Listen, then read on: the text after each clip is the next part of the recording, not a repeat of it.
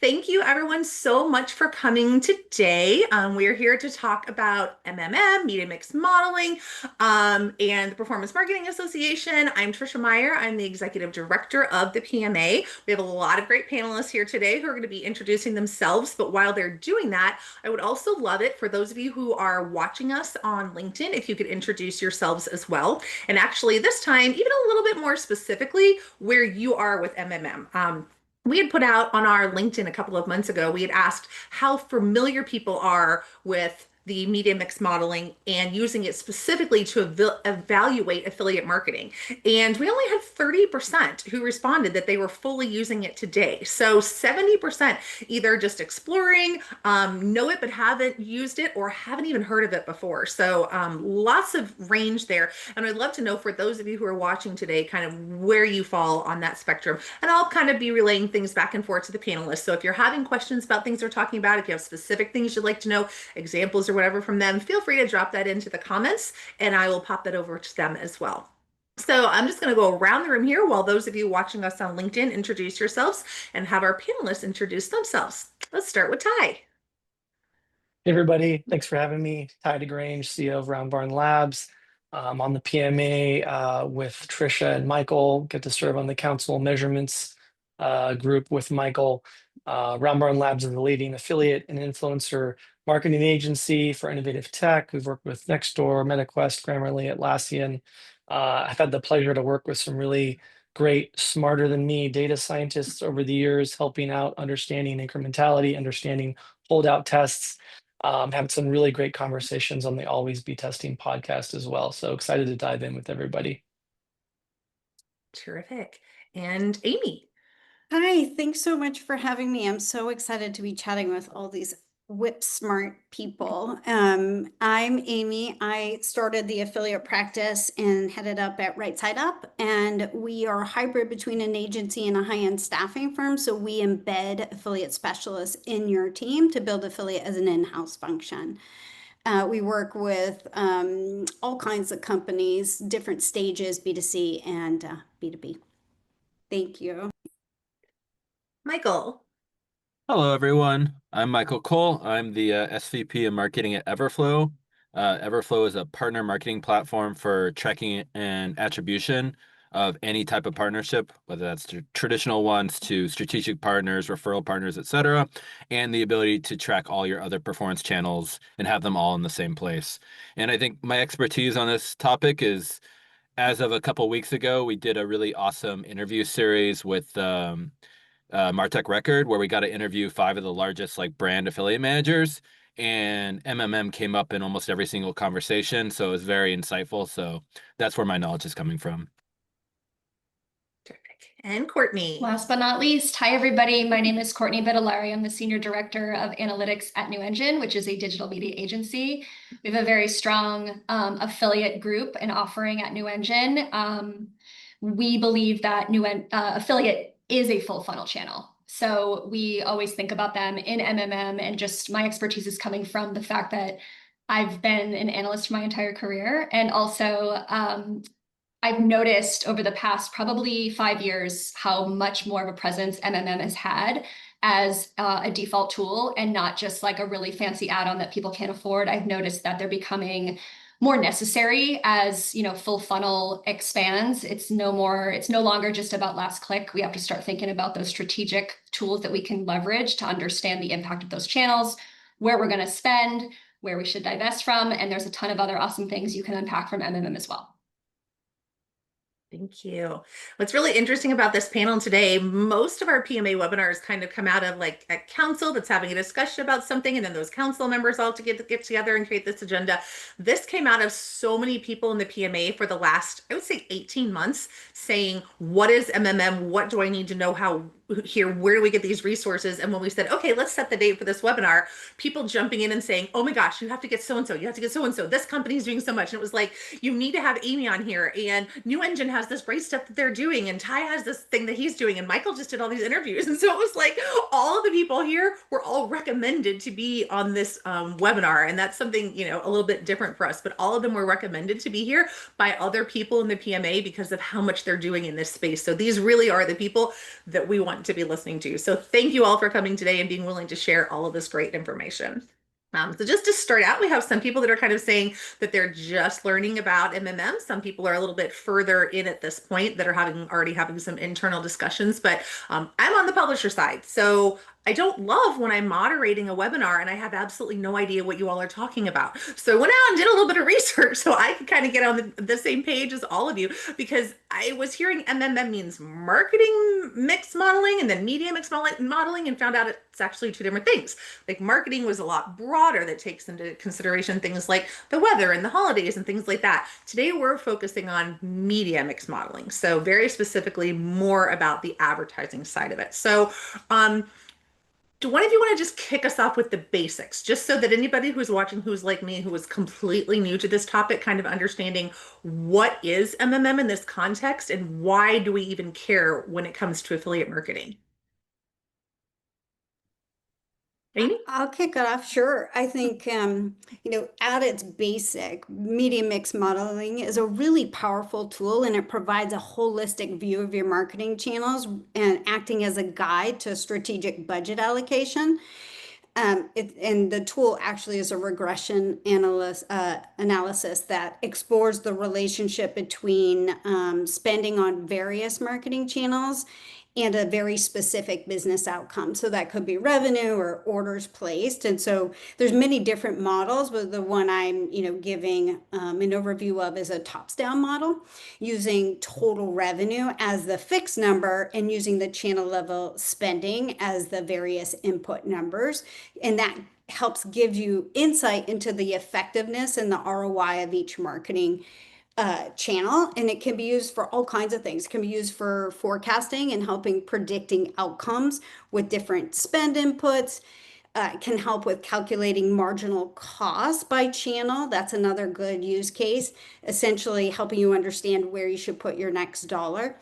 I'll just quickly say that MMM is hard. It requires tuning and periodic adjustments, taking into account, the nuances of each of the channels, seasonality, or broader macro and environment or economic factors like tariffs. I think just I have not seen it done exceptionally well, so I'm excited to hear from the other panelists. But I think that it requires the entire company and the team to get on board and to have buy-in, because your analytics team must understand the marketing practices and the nuances of how each of those channels scale differently. And then the marketers themselves have to understand how to do regression models and then provide very detailed inputs, because garbage in, garbage out. And then your finance team must actually understand how the model works and have some level of knowledge of different marketing concepts. And without that, you'll find that teams are still running silos and clamoring for attribution and budget allocation. Anyone want to add anything to that? I have really very few notes on what Amy surmised. That was like perfect. One of the other things I love about MMM is the scenario planning aspect as well of, what if we were to divest a little bit here and throttle up here because we saw the marginal opportunity? Should we go off and test that? So a lot of the recommendations that we put forth from our MMMs is a testing plan of, hey, we should go validate this. Maybe it's not a $20 historical or marginal ROAS. We do have to test that. So there is that like other link. I completely agree that this work is very difficult. It is art, it is science. You also have to ground things in reality. So when Amy's talking about tuning the model, that means things like those channels that have the long tail. If you see that in your MMM not behaving in that way, an analyst should have the knowledge to go in and, maybe adjust some nerdy things to make that more grounded in reality. I also think it's super important when you summarize the findings to contextualize it as percent of spend, right? So when we see like something really crazy, I see this a lot with OTT actually popping really hot for marginal. Maybe that's because they only spent during peaks, or maybe it's like the model is like very strongly feeling like they should divest. Maybe they only spent during peaks and they didn't spend enough because they're not competitive enough. So it's kind of having that knowledge of your business, of your client, to know like what that means. Because if I just blindly say OTT is not effective without knowing the history of that investment and the plan, that might not land as well. So it's like also super important to do the math right, set up the model right, but also like make sure you have the context on the business that you're building it off of. Yeah, you guys are just dropping some great knowledge on this topic, and it's beyond helpful. I think the interesting thought is also a little touch of how we got here. Obviously, channels are exploding, new channels, fading channels. You have costs going through the roof. And I think multi-touch attribution, or MTA, is something that we all know has been so reliant. Last click, Courtney mentioned it in the initial comment. It's just there's so many things that are left to be desired for that type of tracking. And we all aim for better visibility to say, hey, let the best activity win, let the best channel win. So a little bit of how we got here is, MMM is a way to look at more causation as opposed to correlation. Those, semi-familiar statistics and just that terminology, generally speaking, is such a more improved methodology. So that's where we are. It's why so much of us are trying to go deeper on it, make sense of it, ensure that we're fluent in the language of it, aligning with executives and finance and data science teams and measurement teams around it. So I think that's an important context, and I don't think Courtney and Amy could have described it better. Yeah, and one other thing to mention, I think for especially like affiliate managers, if you're coming into a company that has MMM or your company is applying MMM, that like, as Courtney was saying, like there is a whole art to this, and it's about like, what do we think based on all this data is the channels actually driving like incremental value and all that other stuff. And there is always a probabilistic thing of that, of like, we think this is likely, but we're not quite sure. And from the affiliate manager perspective, like, there are certain channels that most MMMs think are very good, and there's certain channels that most MMMs think are very bad. And you have to play this game like top affiliate managers are playing this game of being like, which things in my affiliate program actually drive a ton of revenue and performance, and which things show up really well in MMM. So usually like creators and influencers do really well on like the mobile measurement, like how they measure things. So you always want to make sure you're balancing your program so that you have enough influencers, so you show up really good in MMM, and you have enough of your other like very like bottom of funnel performance channels, so you show up really good in your own affiliate tracking platform. And combining that too is something you always want to keep in mind. And this is why like the more data you can share about breaking out what those affiliates are and what they do gives you more sort of like ammo to be ranked up in the MMM, because there's a lot of types of affiliates that if they're all bundled together look unimpressive, but if you break them out, suddenly they're like, oh, this is actually a very like demand driving type of affiliate, let's scale this up. Oh my gosh, Michael, you just like hit a nerve for me, which is affiliates often referred to as a channel, but affiliate isn't a channel. Affiliate plays the role of every channel. Affiliate's role is to fill the gaps and areas you can't and won't do internally. And so when you're comparing affiliate to other channels, it's a mistake because it's a diversified customer acquisition program. And to your point, evaluating the partnership types or the partnerships that add value at each stage of the funnel is so very important. We actually just had a great question come in from my old friend John Toski. Hello, thanks for joining us, John. Michael, and I think maybe Courtney as well, because I think you had some things to say about this. Can you help explain why some channels show up better? I mean, as there's it's so much, there's an imperfection towards like going in the right direction to it. And I'm sure Courtney can go more into details, but it's just things like, as we were saying, like connected TV, OTT works really well with MMM models. Influencer works really well with models, and also all the models are very different. So we'll talk a bit about later about like the different types of models and how those are structured. But that's the other thing, is that like you set these rules within your own system. And I guess the last thing I'll mention on this is just keep in mind that most of these MMM models were built by people who did not know affiliate and did not know how affiliate really breaks into all of these different channels and strategies and promotions and stuff. So they're just trying to bucket together this entire thing that they don't know that well. So of course, like it's very imperfect in that situation. Did you have any other thing, Courtney? Yeah, I think you kind of nailed it. It really does depend on your business. And we have some clients that are, billion-dollar businesses. And so when you're doing statistical models comparing millions or thousands to billions, like sometimes that gets a little bit wonky in the results. Um, the reason channels show up better or worse, I think depends on the investment level, the saturation, the type of tactic. I always recommend breaking things out by tactic if you can. If we find that meta is a big area, the first question I know my client's going to ask me is, well, what? Is it retargeting? Is it prospecting? Is it remarketing? And if I have those proactively broken out, I can tell them like where to flex in and out. One thing specifically for affiliate, I notice a lot, regardless of your business, that branded search often takes a lot of credit for affiliate in MMM.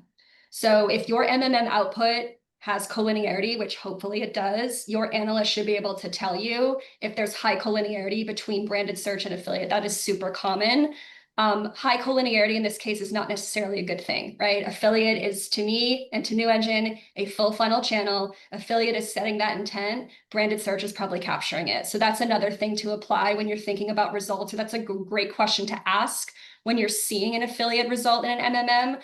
I'm working on one right now where affiliate doesn't look that great, but I know that it is working. So it's like a way for me to kind of frame the results to show that collinearity, because what I don't want to do is irrationally recommend that we cut that investment when I know that it is influencing other channels. That's just one more thing I would add to that.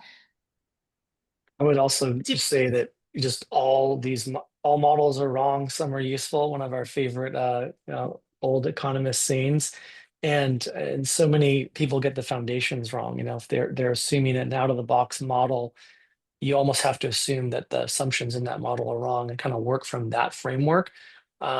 Similarly, the nature of how affiliate works is sort of at odds with a lot of those out of the box models, right? You're saying, okay, we've now paid for the following actions that we received. Well, that's literally the inverse of how a lot of these causal data sets look at things out of the box. So it's important when you're setting it up to think of it, like Courtney alluded to, from the framework of how would affiliate react to this model? So we have to set it up correctly from the beginning.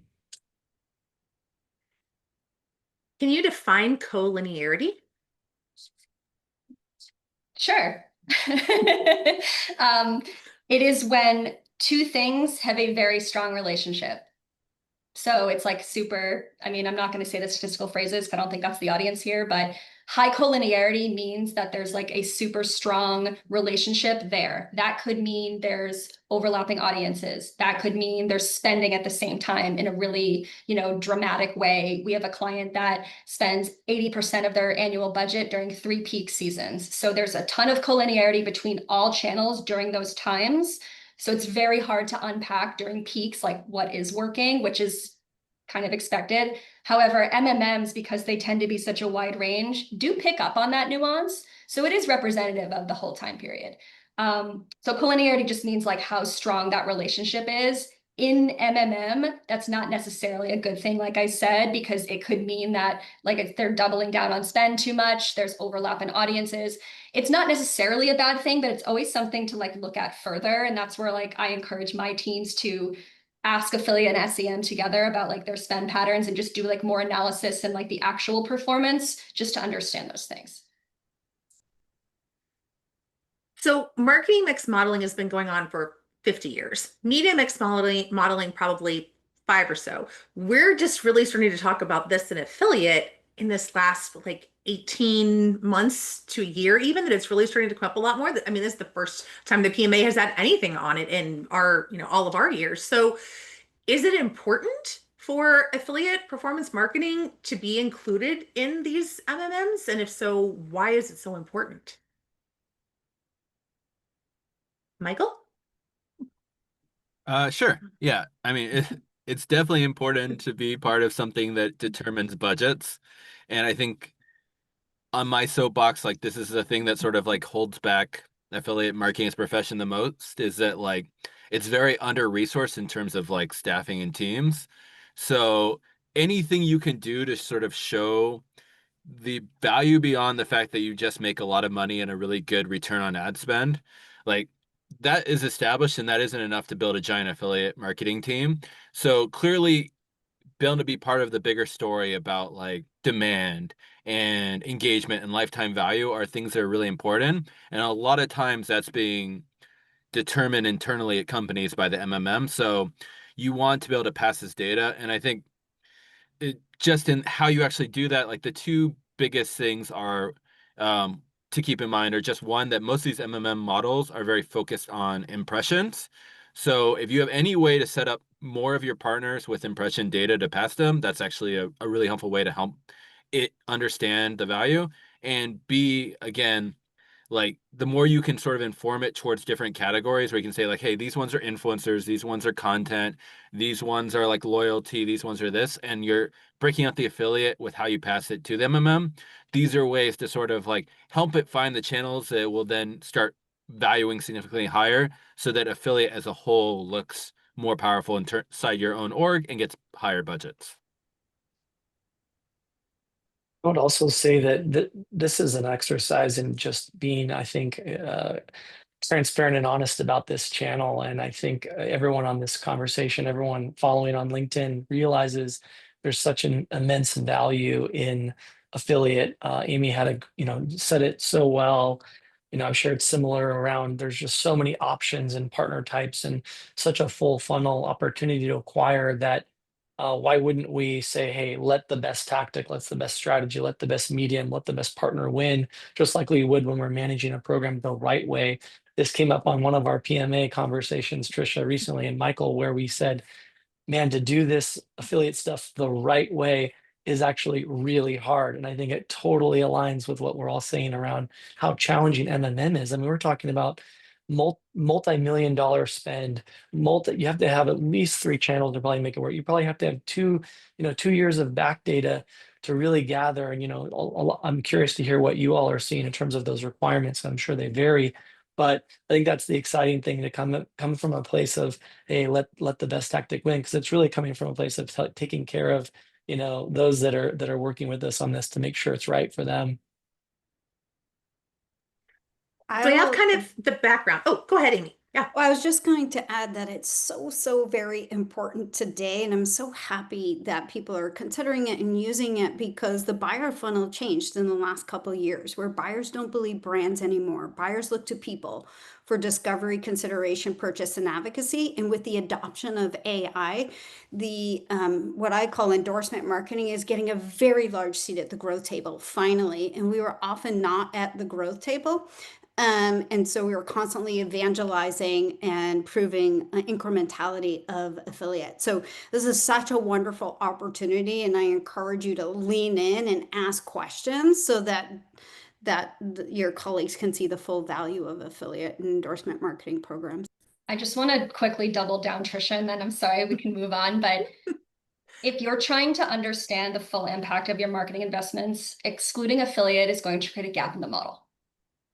So I would be surprised, or I would push back on a stakeholder or an executive or someone saying they wanted to exclude affiliate in the model. I would really push to convince them otherwise. I think the argument that, affiliate isn't built for this type of modeling is very outdated. If you can do TV and meta with all those missing signals, then there's really no excuse of why affiliate couldn't be included. So that's my hot take for today, but I feel very strongly that we shouldn't leave gaps like that. If you are investing, it should be included. Bring the spicy takes. I just want to, I think this is so important, and we've had close collaboration with a multi-billion-dollar fintech brand, one of the best measurement people I've ever worked with, utilizing MMM. Affiliate is not only from their perspective easier to implement into MMM, it is also one of the more incrementality, higher ROI levers. So I think it validates what everyone's saying here. It's not always going to necessarily be that way. It's not always going to be managed effectively and properly, but that's the excitement. And I think that's the reality of what we're all here to kind of share and talk about and learn more about today. So assuming you've convinced everybody on LinkedIn that this is the way to go and this is what they need to do, I'm going to assume that because the feedback I'm seeing out there. How? So let's talk a little bit about, like, I've heard there's like vendors you go to, and then some of it's in-house, some of it's proprietary. Like, how does this even work? Where does the data come from? Who are you paying to do this kind of thing? Where do we start? So some of the providers that we've been talking to and suggesting to clients, I'm sure you all are aware of what's out there. House, Recast, Paramark, Measured. Uh, the triple L North Beam kerfuffle seems to be coming back as we speak, which I'm sure I'll let you read up on. But there's a lot out there, and I think that's part of the what we were sharing earlier this year of saying this is going to get more available. This is going to get more people access to this important analyses that should not be relying on last click, should not be relying on MTA. So that's a little bit of who's out there in the space. Yeah, I would say it's a little different from an agency point of view, but I totally agree. There's more and more tools popping up that are low code, user friendly. You can buy, build, partner here. Not all of my clients have a data science team, so that's not a possibility. So they scope in MMM with us to build it. When I think about it from an agency point of view, it's just like what will scale. So we're probably not going to build them all from scratch. We probably want to get a tool in place to automate what we can. In terms of getting the data, if a client is with New Engine, we've already done that step. So that's a luxury for sure. We rely on our clients though to send us, just doubling down on don't leave gaps in your model. We rely on our clients to send us the data that maybe New Engine is not managing because there may be working with another agency for YouTube or maybe OTT, but that's still important to put into the model because I want that full picture. At New Engine, we are partnering with the tool. Which makes our lives a lot easier and just makes it a little bit faster to do. MMMs, in the past, still can take like 6 months to do with all the modeling and testing and building. I think with the emergence of all the tools, it's made it a lot faster and a lot more accessible, which is a very good thing.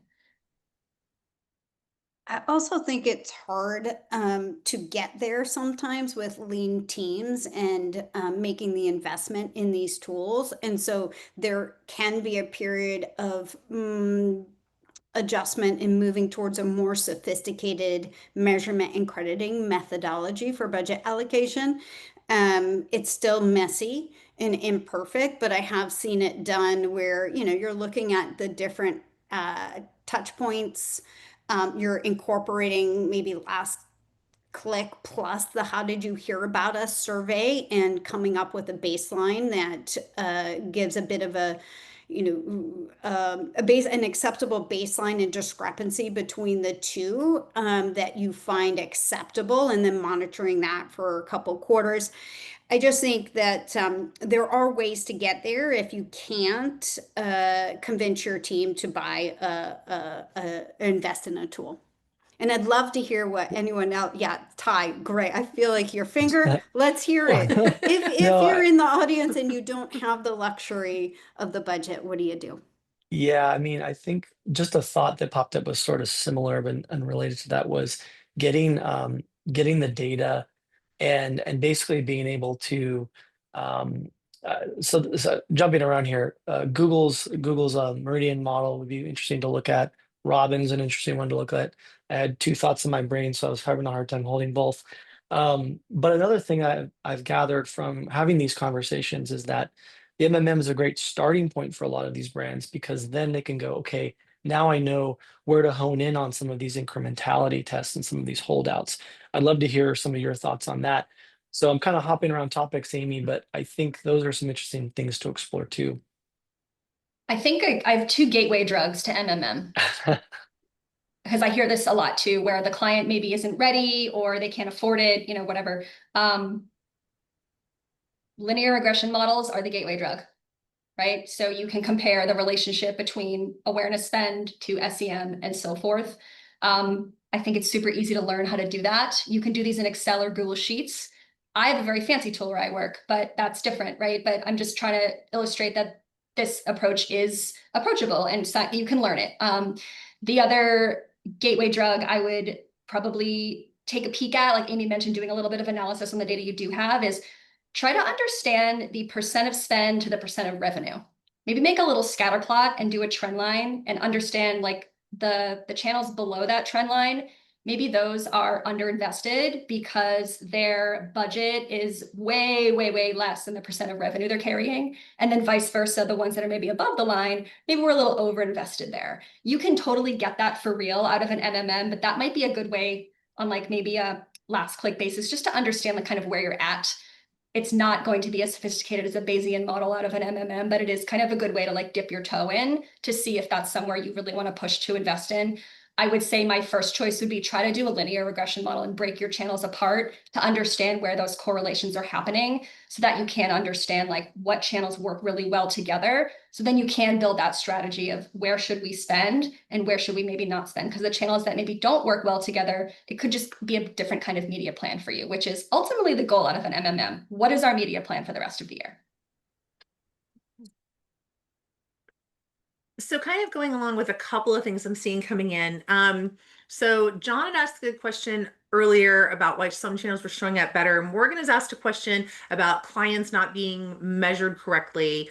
What are some of the channels that are being prioritized over affiliates? So we're like running into this wall where either we're not being measured appropriately compared to the others are being given more. Courtney, what are these other channels like that we're not playing well with in these MMMs? Yeah, so I think it's always going to be search, social, display that get prioritized. They're easy, you know, just to be brass tacks about it. The impression data is clean, the spend is super clean. They already sometimes have well-established modeling precedents. Affiliate is more nuanced, but it doesn't mean it's less valuable, right? So I think the challenge is that affiliate gets lumped into like this catch-all or worse, left out, which is my biggest fear that I talked about earlier. Because nobody took the time to understand how it functions. So what happens is also just the way the channels kind of work and how people behave online is that search and paid social sometimes end up getting the credit that affiliate should have gotten. So it's really having like, this is like sort of a knowledge versus wisdom kind of thing here. Having like the knowledge to know that like, yes, that is what the model is saying, but have the wisdom to know that, hey, in reality, affiliate is not a 0.17 marginal ROAS. That's like probably not for real. But yeah, I think it's sort of like a prioritization in, you know, the data availability and the inputs the MMM needs, and also the prioritization and the results. I always see a affiliate maybe getting discredited if there is a heavy investment in an SEM for that channel.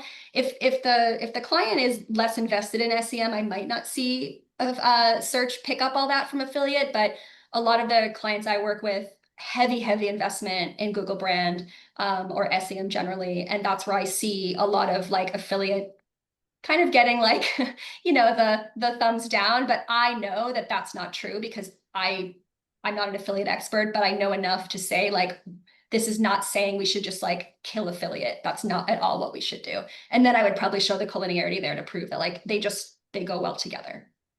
Yeah, I think one thing on this is it's really important for people to remember that like all of this like analytics and attribution is very imperfect. And like a good example of that is when the new version of Google Analytics came up, surprise, surprise, suddenly it starts showing that like Google Ads and Google Search were performing even better. Nothing had changed, but you just updated to a new version of this analytics, and like it's really easy to forget that like these are not. It's not like perfect attribution. It's not an exact science for these things. And again, it's like an affiliate manager, whatever is the sort of like analytics tool that your VP of marketing, that your analysts are looking at, whatever, like you should be sitting down with them, asking them what's working there, and then working backwards towards like what should be your affiliate mix to fit into what they're looking at. Because depending on what system they have, whatever things they're looking at, what are their prior biases towards like good channels, that will affect which ones that they personally think is very valuable and which ones the analytics are showing is valuable.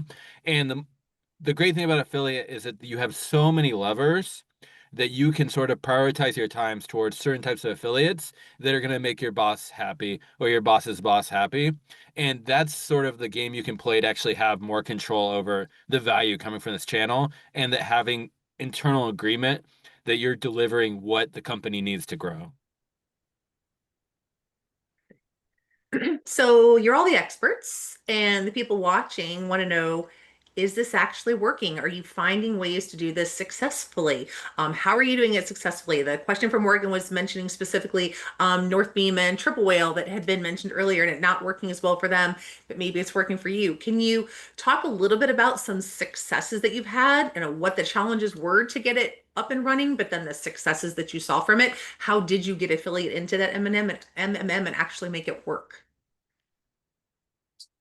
Initial thought on those two in particular, my sentiment is that they were prioritizing other channels a little bit in the beginning in the early days, and it's a fast moving space. They're rolling things out very quickly, so a little hesitant to um, um, give the kind of okay, they've kind of nailed it yet on in my perspective. I think it's still a little bit early for some of them, but things are changing very quickly. That they're rolling out features very fast. So I would say let's dive in there together and get more intel from them to understand where they're at from that perspective. I think it's a little bit. I think it's early for some of these providers, whereas others are a little bit more. You know, all in on ingesting all the data. I don't think it's impossible. I think we have also been a little slow to see that those in particular to kind of go, okay, we wrapped our arms around affiliate. We kind of know how this mechanics work, but that was a bit ago. We may see that have changed recently. So don't want to talk out of turn on those two. And I'll just reiterate the importance of tuning, and when I have seen it done really well, it's tuned on a quarterly basis and takes into account some of those varying factors, right? Such as, seasonal sales, and the broader economic changes. I think one of the wrenches right now is the LLMs, and marketing and selling to machines and measurements in general there. So it'll be exciting to see how, for me, how MMM transforms the new buyer funnel and the adoption of AI today. We had a question come in that I'm going to toss to Courtney. Is the way to combat SEM taking credit from affiliate to work with your MMM partner to validate the collinearity and calibrate the model accordingly? Or is this just something that we need to understand as an inherent challenge or limitation of the MMM? Yes to both, but mostly yes to the former. So your analytics team is hopefully calibrating the model, looking at the collinearity, or your MMM vendor partner tool. I think what we would do, if it were me, like doing your MMM, I would keep both channels in the model, right? Understand how those curves interact. So that's like step one. I would probably also look at the lag to see which channel is driving awareness versus which one is closing the sale. We probably have a hypothesis that affiliate is driving the awareness and SEM is just grabbing that sale. This is probably where I would toss in a recommendation in the findings to do a marginal test where, some of that spend from SEM, a little bit, gets reallocated to affiliate, see what happens, right? Is organic going to pick that up? Does affiliate scale better? And then looking at like kind of that last click performance of how that happened pre-post test. The model is going to show you that interplay, but I think running those scenarios to shift the dollars is probably your best bet. But I think it's going to be something that is going to happen for a while. I think Michael mentioned this earlier, but divvying up if you're able to, which is why I like data, I guess, gathering and storage is so important to like your data hygiene, I guess is a better way to put it, is if you can also isolate it by partner type. So like maybe loyalty, coupon, influencer, and maybe like content. If you can get the spend in that category, I find that that's a really great way to also look at affiliate too, because then it might tell you a little bit more about that relationship with the SEM cannibalization. So there's a bunch of ways to go about it. I think, the person asking this question is thinking about it the right way. Work with the MMM partner to validate it. Definitely calibrate the model. I always calibrate a model. I don't ever let them just run. I do one run and then we test a billion different things, right? Because we're looking for something that makes sense. And that's the science part that comes in, a little bit of art. But yeah, and it's also, it's something I just see as a theme. And again, it depends on your mix. If you're super, super heavy, more than 50% of your budget's going into SEM, this is probably going to be a thing for you. So it's just something to watch for. So along with that, ideally, how does affiliate get worked into the MMM model? Like, what are some of the best case scenarios or possible scenarios that we would see with this?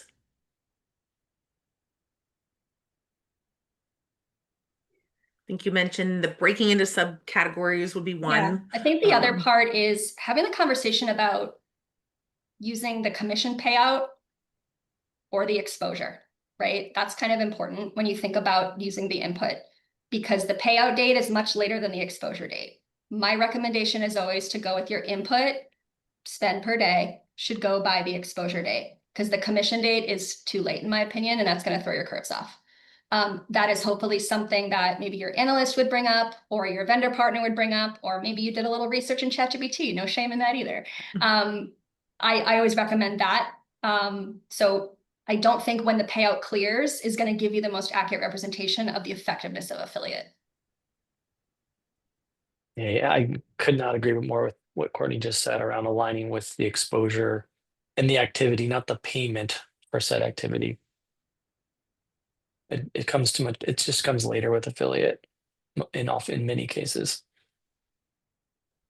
Yeah, I can tell what kind of wild, wild west territory we are in here with this webinar. And the fact that normally when we prep for these webinars, we can anticipate like almost every question in advance and kind of lay them all out. The questions that we've been getting today are so good and so outside of the stuff that I even anticipated we're going to be asked. So please continue to ask the questions. If we don't get to everything that we wanted to get to, we'll still go in and in the comments after the webinar is over, we'll add anything else that we wanted to add or whatever else the speakers had. So please feel free to keep asking questions, because I think you're bringing up a lot of things that we didn't even think to talk about today. So fantastic.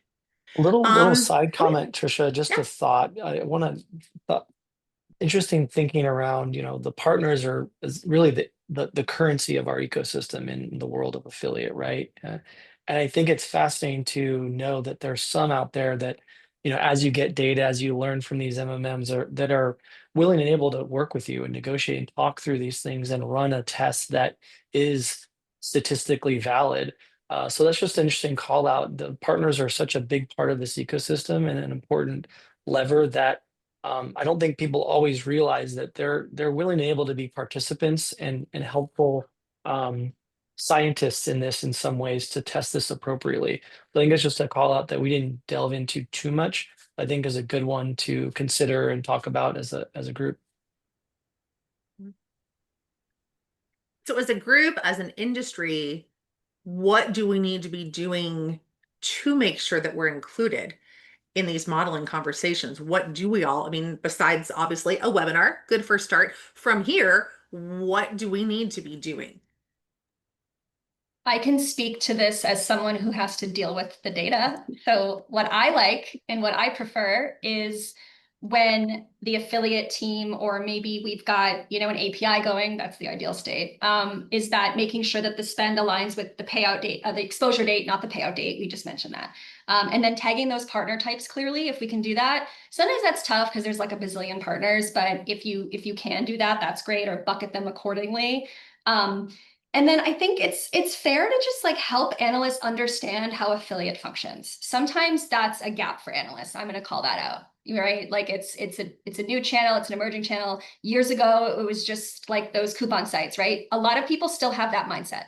So as you build your expertise in affiliate as affiliate experts, everyone else isn't pacing like you are with that. So I think New Engine is a little bit ahead of the curve there, because we do think about it as a full funnel channel. It's not just a coupon site to us, but that muscle still needs to be built. So don't forget that your analysts also need to learn. So, giving them that one sheeter, doing like a little lunch and learn with them, something like that, just so they're able to, again, apply that wisdom versus knowledge when they're doing that, I find is super, super helpful. Yeah, and I think just, I really do believe that it's the effect date, not the commission date. That's you're capturing the conversion after. That's like not good. We shouldn't do that. So I think those are the things. The ways to fight to be included, I think, is just to demand a seat at the table, right? If you hear whispers of an MMM happening, you should raise your hand and say like, hey, we're investing in affiliate. We need to be part of the model because you're going to have a gap. And all your other channels are going to claim that credit when affiliate needs to be accounted for. So I think it's just speaking up, right? Make friends with your analytics team, really enmesh yourself in the guts of the MMM tool. You don't need to know how to do it, but understand how it works is super helpful at a high level. A good MMM tool will already have that like FAQ stuff built in. So I think it's important when you're selecting a tool or thinking about one to make sure that there's transparency in that and that they have the documentation so that when you get asked business questions as a stakeholder or a user, you're able to answer them too. That's super important. And I think it's natural to be a little bit fearful of change and fearful of what's coming in an evaluation of a program in any capacity. But I think like we talked about throughout this conversation and earlier, this industry, this lever that's multi-channel, as we talk about, is we have a lot of reasons to be confident and excited and proud of it, with all that it entails, um, from the AI opportunity, to influencer, to content, to all the varying affiliate partner types. So I think coming in from that position of curiosity and being willing to participate, as Courtney alluded to, with the measurement experts who are statisticians, data science, can really make sense of these things, is an exciting opportunity to say, hey, I'm going to lean into the conversation and share openly how affiliate works to someone who doesn't understand it, because it is a lot more complex and moving parts than the other levers and channels. So I think coming from that place is really helpful, and I think that'll put us in a better position when we're talking to the VP of finance and the head of marketing and the statisticians on the team. Yeah. And Michael? one point I want to make, and also kind of a question for the group, is like the models are very heavily like impression focused. So it's like, how do I get more impression data to them? From like the setup perspective, it's actually pretty easy to track impressions on your own website. So you can basically be like, okay, an impression came in from this partner, they're in this channel, send that impression to the MMM. Like that's a pretty easy setup. The secondary one would be like, okay, for my top affiliates, especially like the content affiliates, etc., can I get like the impression pixel posted with them? And like the nice thing is like with affiliate, when you're paying them a lot of money, you have a much better relationship where it's easier for them to justify like, okay, any content you piece, please paste this pixel or this script on it to pull in impressions. So that I'm getting that data straight from the content website and sending that over to the MMM. Um, that would be my approach to tests, but like, yeah, I would pass that to the rest for like thoughts on like the practicality of that. I think you I don't nailed have it. thoughts on the, yes, exactly. One thing I would say is an extension of that is, as we move towards more clickless tracking, making sure the data inputs include the number of citations in the LLMs, not only for yourself as a brand, right? But in your keywords, but also as your army of affiliates that are sending the same context and signals to the LLMs and help show up there, right? I think that's going to be very important. When we don't necessarily have click tracking, and we're having to account for attributable revenue and the role of affiliate and budget allocation for affiliate in your growth marketing strategy. Yeah, and It gets actually, me. John just asked, how big Yeah. of an issue is it that many publishers, affiliates don't have the impression pixel? I mean, I see it as a major challenge from my perspective, from what I've learned in enabling the MMM model to actually look at exposure data and actually do its job and understand and assess and give you ability to say, this is where I should allocate budget. I don't know how the team, Courtney and Amy feel and Michael feel about that, but it feels like a major blocker from what I've gathered. Yeah, getting impression data is an unlock for, especially for like the content-based partners, like Michael said. Sometimes you can't, right? And that's just where you have to kind of have that conversation of what should the input be then.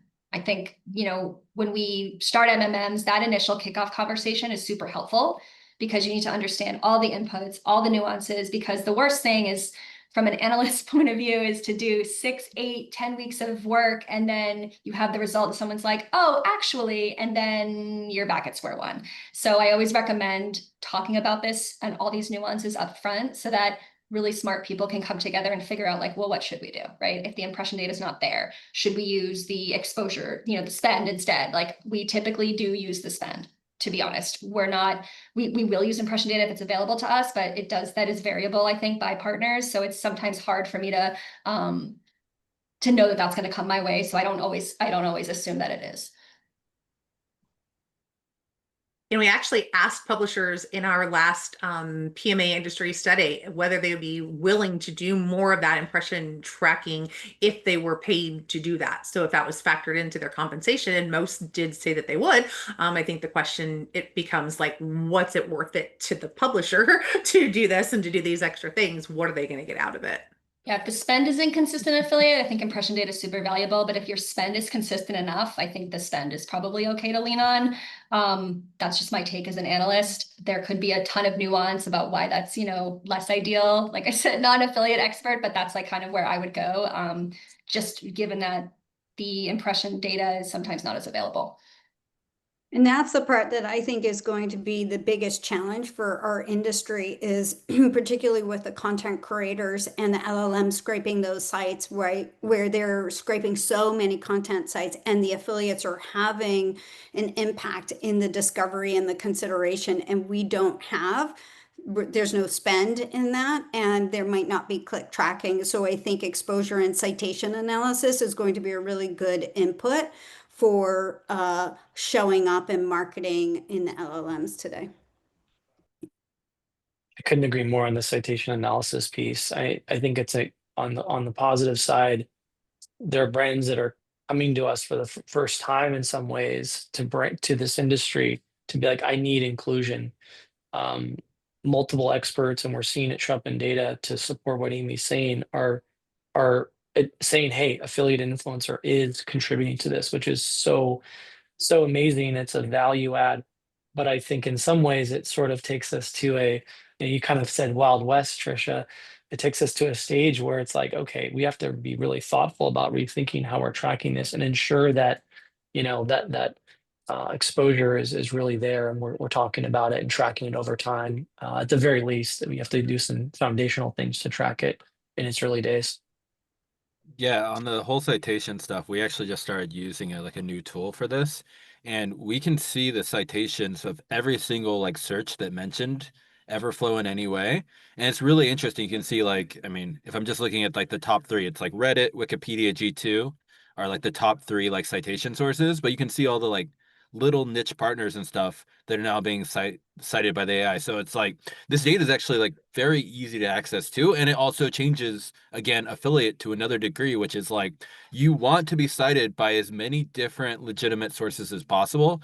Again, like I think we're in this weird space where it's like everyone agrees. I mean, as the just survey came out, like affiliate's an incredible performance channel, but it's so much more, and it's the next level is just getting people to think about it. It's so much more. And there's a lot of data there. And it's about how do we get that data out there and tell the story about how much it influences like decisions and demand and customers that are higher value, et cetera. Like there's so much more story to tell here. And I think that we're seeing this in this whole like expansion of MMM and AI and everything else.